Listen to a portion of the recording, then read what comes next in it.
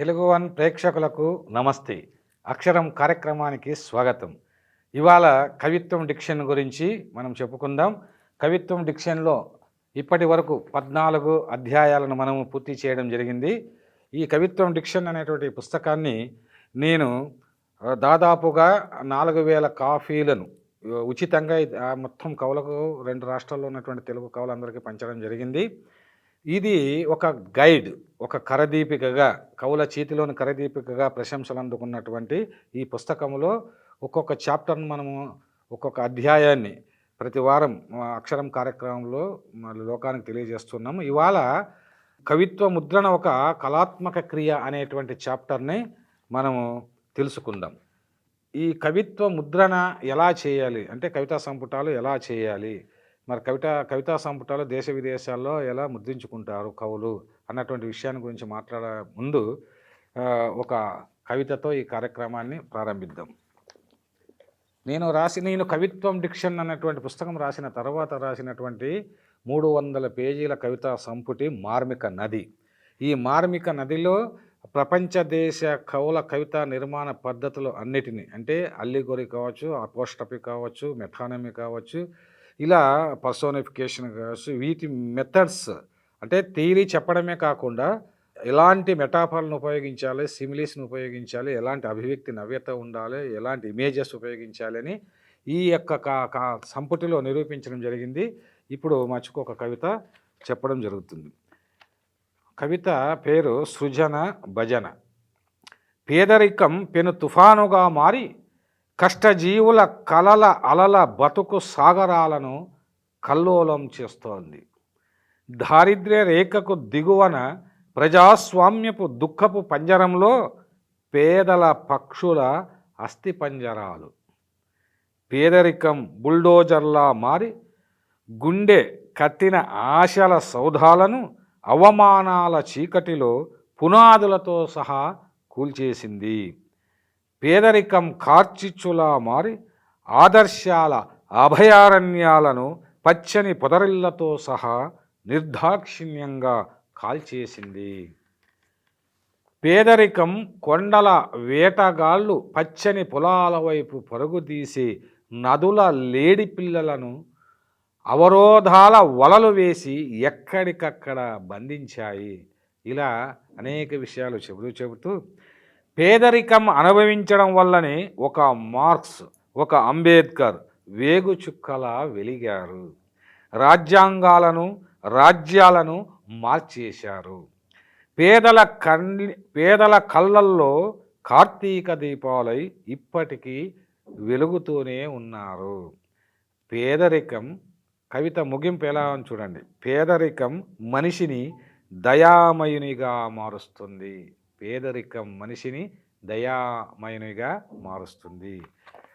అలా కవిత్వము చెబుతున్నప్పుడు ఆ కవితలో ఎలాంటి ఇమేజెస్ ఉపయోగించారు, కవిత్వము సందేశాత్మకంగా ఎలా ఉండాలి అన్న దానికి ఈ కవిత నిదర్శనం. తర్వాత ఇవాళ కవిత్వ ముద్రణ ఒక కళాత్మక క్రియ. మనము తెలుగు సాహిత్యంలో అనేక ప్రక్రియలు ఉన్నాయి. ఒకానొకప్పుడు అంటే నేను మొట్టమొదట స్టూడెంట్గా ఉన్నప్పుడు చరమగీతం అనే పుస్తకం ముద్రించాను.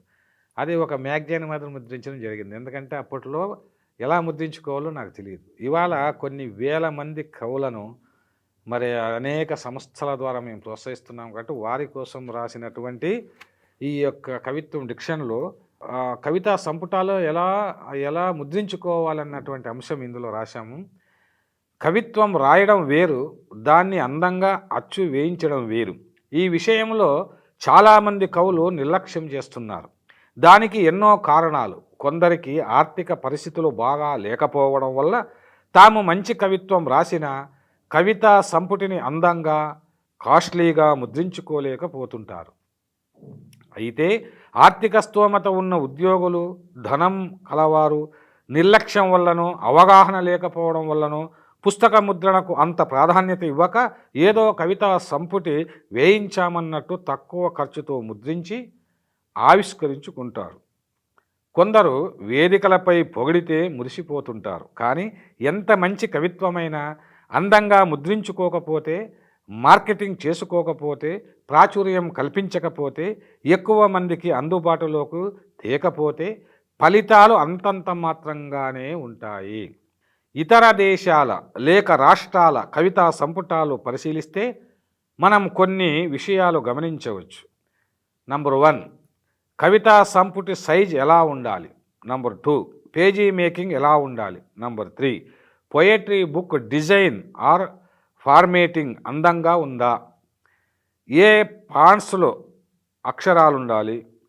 5వది, కవర్ పేజీ డిజైనింగ్ ఎవరితో చేయించాలి. 6వది, కవితా సంపుటి బ్యాక్ పేజీలో కవి పరిచయం అవసరమా. చాలామంది బ్యాక్ పేజీలో కవి పరిచయం వేస్తూ ఉంటారు, అది అవసరమా. 7వది, బొమ్మలు ఉండాలా వద్దా. 8వది, ముందు మాటలు వెనుక మాటలు అవసరమా. 9వది, ఎన్ని పుస్తకాలు వేయించుకోవాలన్నది కూడా ఆలోచించుకోవాలి. ఇక 10వ పాయింట్కి వస్తే కవి పేరు ఫోటో ఎక్కడ ఉండాలి. కవర్ పేజీపై కవి ఫోటో ఉండవచ్చా. 11వ పాయింట్, కవితా సంపుటి మొత్తం ఎన్ని పేజీలు ఉండాలి. ఇది చాలా ముఖ్యమైనటువంటి ప్రశ్న. ఇప్పుడు నేను 300 పేజీలది వేయించాను, తర్వాత 100 పేజెస్ వేయించాను. అంటే ఎన్ని పేజీలు వేయించాలి అన్నటువంటిది ఒక ప్రశ్న. 12వ పాయింట్ చివరి ప్రశ్న, కవితా సంపుటాల పేర్లు ఎలా ఉండాలి. ఇది చాలా ముఖ్యమైనటువంటిది. శ్రీశ్రీ మరో ప్రపంచం అంటాడు. ఇప్పుడు కూడా మరో ప్రపంచం అని పెట్టాలి. మహాప్రస్థానం అని ఆయన ఇప్పుడు కూడా ప్రస్థానం అని పెడుతూ ఉంటారు. మరి అలా ఉండాలా, కొత్తగా ఉండాలా అనేది చర్చిద్దాం. పై ప్రశ్నలకు సమాధానాలు తెలుసుకుంటే కొత్తగా కవిత్వాన్ని సంపుటాలుగా వెలువరించాలనుకునే ఉత్సుకత ఉన్న కవులకు ఎంతో ఉపయోగం ఉంటుంది. పాశ్చాత్య దేశాల్లో యూట్యూబ్లలో కవితా సంపుటాల డిజైనింగ్ గైడ్లైన్స్, వీడియోస్, ప్రజెంటేషన్స్ ఉన్నాయి.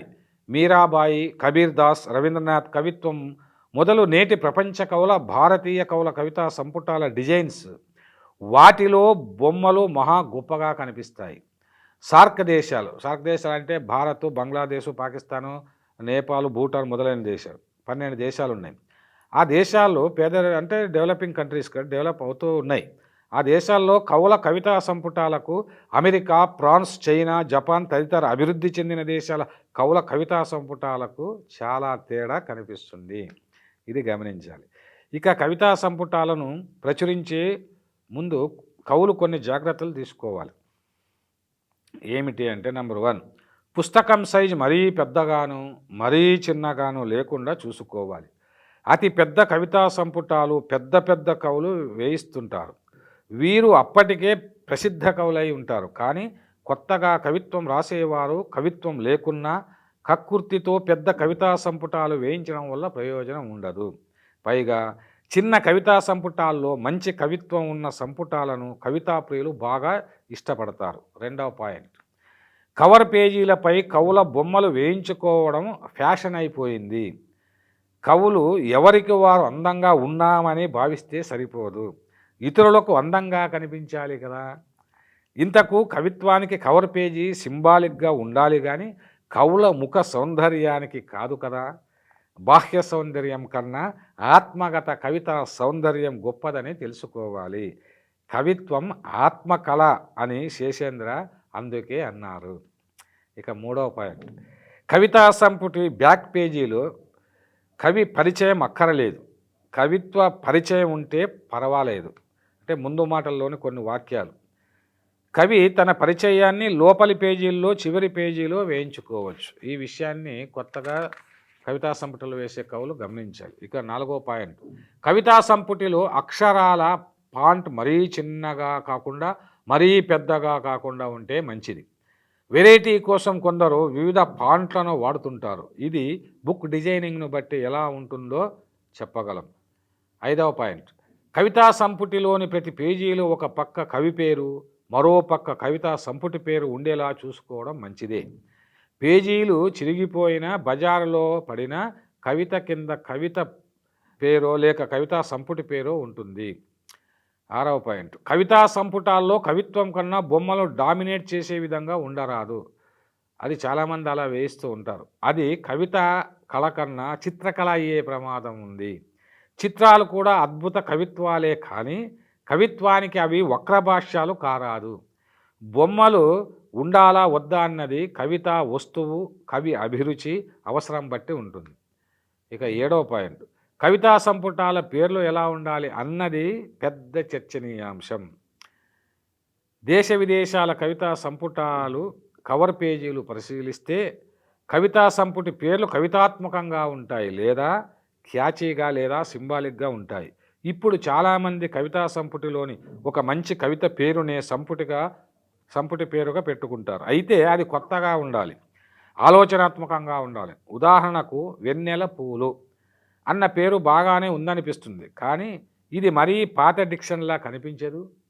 అదే సగం తెగిన చంద్రుడు అన్నారనుకో, ఏదో కొత్తగా ఉందనిపిస్తుంది. క్యూబిక్ చిత్రాల్లో కవితా శీర్షికలుంటే బాగుంటుందని నా భావన. 8వది, సంపుటిలో చాలామంది కవితా శీర్షికలు ఇంకా సంస్కృత పదబంధాలతో పెట్టడం ఆశ్చర్యం. అంతేకాదు కవర్ పేజీలో కూడా సంస్కృత పదబంధాలతో పేర్లు పెట్టడం బోదలేర్ సింబాలిక్ మేనిఫెస్టో డిక్షన్కు వ్యతిరేకం. మీకు తెలుసు, ఫ్రెంచ్ కవులు బోర్లియర్, మల్లార్మేలు సింబాలిక్ మేనిఫెస్టో డిక్షన్ రాశారు. దాన్ని చూసి ఎజ్రా ఫౌండ్, ఇలియట్ అలాంటి పాశ్చాత్య కవులు గొప్ప కావ్యాలు రాశారు. అంటే ప్రతీకలు కానీ, పేర్లు కానీ, శైలి కానీ పాత డిక్షన్లో, సంప్రదాయ డిక్షన్లో ఉండటాన్ని ఎస్ఎండి వ్యతిరేకిస్తుంది. 9వ పాయింట్, కవి పేరు కవితా సంపుటి కవర్ పేజీలో మధ్యలో పెడుతుంటారు కొందరు. ఇది పాత పద్ధతి, చివరిలో ఉండాలి. కవిత్వం గొప్పగా లేకుంటే కవి పేరు ఎంత బోల్డ్ లెటర్స్లో వేయించిన ఫలితం ఉండదు. ఇక 10వ పాయింట్, కవితా సంపుటాలకు ముందు మాటలు వెనుక మాటలు ఉండాలా వద్దా అన్నది పెద్ద ప్రశ్న. కొత్తగా కవితలు రాసే వారికి ముందు మాటలు చాలా అవసరం. ఎందుకంటే అప్పటికే కవిత్వంలో తలపండిన పెద్ద కవులు వారి అనుభవాలతో కొత్త కవుల కవిత్వాన్ని చదివి విశ్లేషించి 4 మంచి మాటలు రాస్తారు. కవిత్వం, భాష, అభివ్యక్తికి సంబంధించి కొన్ని సూచనలు చేస్తారు. అవి కవులకు తమ తప్పులు దిద్దుకోవడానికి ఉపయోగపడతాయి. కొంతమంది తమ కవిత్వాన్ని కవిత్వం తెలియని వారు పొగిడితే పొంగిపోయి ముందు మాటలు ఎందుకులే అని గర్వపడుతూ కవితా సంపుటాలు ముద్రిస్తుంటారు. ముందు మాటలు లేకపోతే గొప్ప కవులన్న భ్రమలు చాలామందిలో ఉంటాయి. అంటే ముందు మాటలు లేకపోతే నేనే గొప్ప కవి అనే అహంకారం వల్ల ముందు మాటలు చాలామంది రాయించుకోరు. ఒక దశకు వచ్చిన తర్వాత ఏది రాసినా కవిత్వంగా చలామణి అవుతుందన్న అహంకారంతో చాలామంది ముందు మాటలు రాయించుకోరు. కానీ కవిత్వం రాయడంలో ఎవడు పరిపూర్ణుడు కాడని గుర్తించాలి.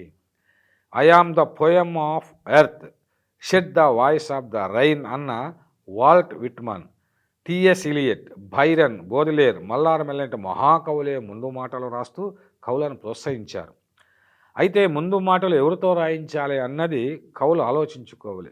కవిత్వం రాని వారితో, రాయని వారితో, తెలుగు పదాలే కాదు అక్షరాలు కూడా తెలియని వారితో తమకు అవార్డులు, రివార్డులు ఇస్తారనో, వేదికలు ఎక్కిస్తారనో, తమ కంటే బచ్చాలతో కవితా సంపుటాలకు ముందు మాటలు రాయిస్తే అభాషు పాలవుతారని గుర్తించుకోవాలి.